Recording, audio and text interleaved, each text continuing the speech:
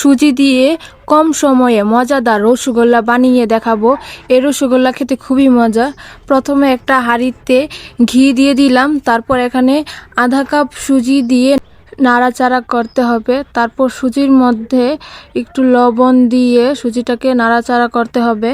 নাড়াচাড়া করে কিছুক্ষণ পর 1 কাপ দুধ দিয়ে সুজিটাকে ভালো করে ডো বানাতে হবে। যখন এটা আঠালোর মতো ডো হয়ে যাবে তখন এটা মধ্যে চিনি দিয়ে দিতে হবে। চিনি দিয়ে সুজির সাথে ভালোভাবে মিশিয়ে নিতে হবে।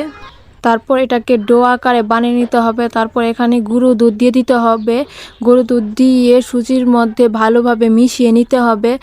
সুজিটাকে ডো আকারে তৈরি করে নিতে হবে। ডো আকারে তৈরি হয়ে গেলে সেখান থেকে একটু একটু করে নিয়ে রসগোল্লার মতো তৈরি করে নিতে হবে। তারপর একে একে সবগুলোকে রসগোল্লার আকারে তৈরি করে নিতে হবে।